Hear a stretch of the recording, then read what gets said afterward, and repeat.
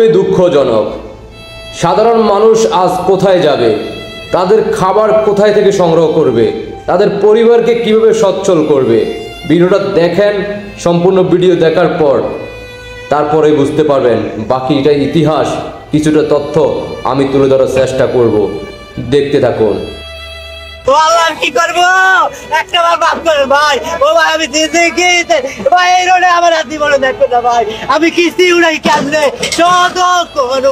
কেনার মতো পয়সা নেই, আমি জরিমানা তবু করতেনি। আমগুল বাবু বিপদ বলে লাভ আছে? আইনের লোকেরা যদি প্রথম থেকে না দেয় যাইতে, আমরা যাইতে পারি কন? ও ভাই একটু ভাই ভিডিও করে না ভাই, আমার ও ভাই ও ভাই আমি না গায়া ওরা রাম রে ও মোর আল্লাহ গো, ও আমার আল্লাহ গো, আমি আল্লাহ আল্লাহ গো কিস্তি উড়ে রেখেছি, আল্লাহ কি করবো? ও আল্লাহ কি করবো একটা বার বাপ করে ভাই, ও ভাই আমি ভাই এই রোডে আমার হাত জীবনে দেখো না ভাই, আমি কিস্তি উড়াই কেমনে ধরেন ধরেন ধরেন ও ভাই আমার ও ভাই রে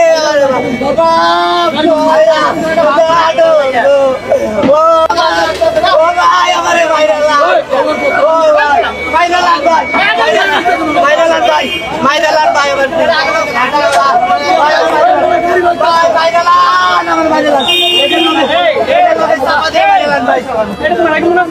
ভাই আমি ও ভাই আমার এটা লাগা মাইরালান ভাই, আমার এটা লাগা মাইরালান ভাই, ও ভাই আমার এটা লাগা মাইরালান ভাই, ভাই আমার এটা লাগা মাইরালান ভাই, ও ভাই ভাই আমার এটা লাগা মাইরালান ভাই, ভাই আমার ভাই কোচি গাড়ি বানাও কত ওয়াল্লাহ ভাই এখানে ভাগি না ভাই, ও ভাই এটা ভাগি রে ভাই, ভাই ও ভাই ও ভাই ও ভাই এটা ভাগি রে ভাই, ওরে ভাই ভাই ভাই আপনি খাই মামি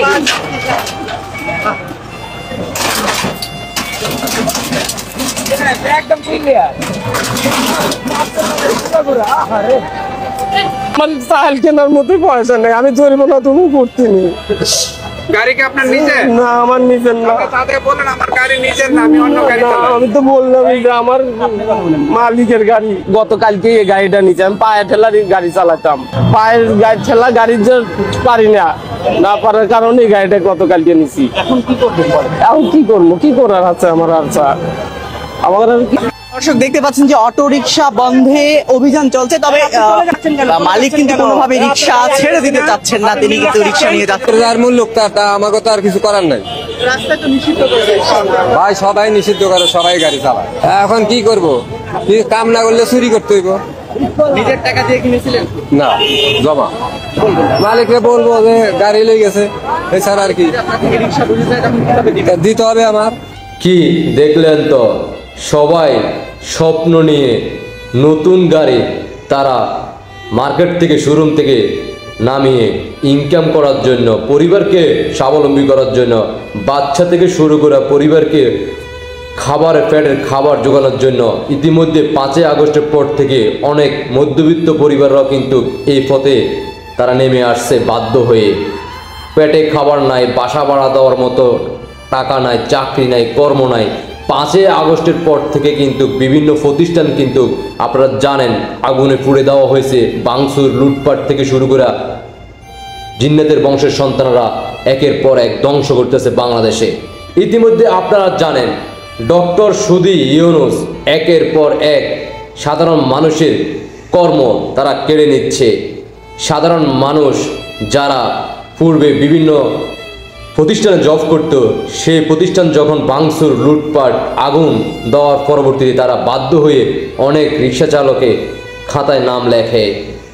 পাশাপাশি পুরনো রিক্সা চালক যারা পরিবারকে সচ্ছল করার জন্য এই পেশা নিয়োজিত ছিল। ডক্টর সুদি ইউনুস কেন এই কাজগুলো করতেছে?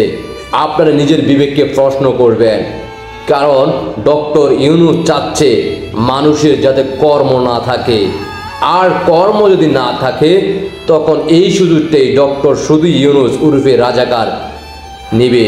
কিভাবে নেবে? আপনারা তখন বাধ্য হবেন, পেটে যদি খাবার না থাকে, কর্ম করতে পারবেন না, চাকরি পাবেন না, প্রতিষ্ঠান যদি না থাকে চাকরি করবেন কোথায়? তখন বাধ্য হয়ে নিজের জীবনকে বাঁচাতে চুরি করতে বাধ্য হবেন, ডাকাতি করতে বাধ্য হবেন। আর অনেকে যারা এই পেশায় যুক্ত হতে পারবেন না, তারা কি করবে? গ্রামীণ ব্যাংকে ঢুকবে, ওইখান থেকে লোন সংরক্ষণ করবে। আর ওই লোন আপনি পরিশোধ করতে হলে যে কোনো একটা কাজ করতে হবে, চাকরি করতে হবে, প্রতিষ্ঠান তো নাই। অল্প কিছু টাকা আপনারা কয়েকদিনের জন্য লোন নেবেন, পরবর্তী মাসের থেকে যখন ঋণ পরিশোধ করতে পারবেন না, তখনই আপনার বাড়ি ঘর লুটপাট দখল নেবে। পূর্বের ইতিহাস জেনে আসুন, শুনে আসুন। পূর্বে যারা বয়স্ক মুরব্বীরা আছে তাদের মুখে শুনুন। তীব্র নিন্দা জানাই এই সাধারণ শ্রমিকদের তাদের পেটের খাবার কেড়ে নেওয়ার কারণে।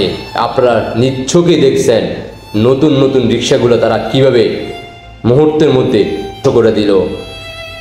রুখে দাঁড়াও বাংলাদেশ, গর্জে ওঠো সাধারণ জনগণ।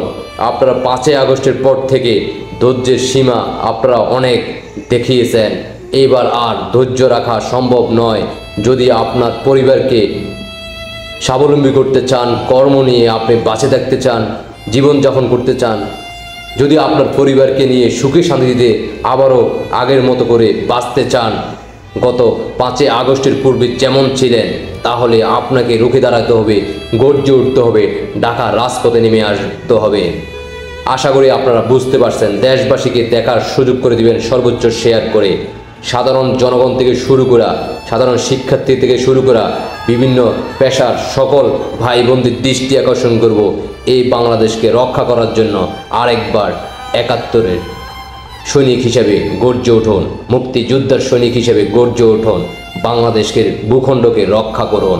এটা শুধুমাত্র জয় বাংলা সৈনিকদের কাজ নয়, এটা সাধারণ জনগণ, আমরা যারা বাংলাদেশকে ভালোবাসি, আমাদের সবার অধিকার।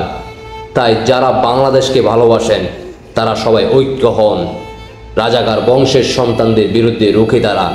তাহলে আপনি, আমি, আমরা সবাই ভালো থাকবো, বাংলাদেশ ভালো থাকবে, বাংলাদেশের ভূখণ্ড রক্ষা পাবে। আশা করি আপনারা সবাই বুঝতে পারছেন। সবাইকে অসংখ্য ধন্যবাদ। দেশবাসীকে দেখার সর্বোচ্চ শেয়ার করে দেখার সুযোগ করে দিবেন। আপনাদের ব্যক্তিগত মতামত অবশ্যই কমেন্টে জানিয়ে যাবেন। আল্লাহ হাফেজ।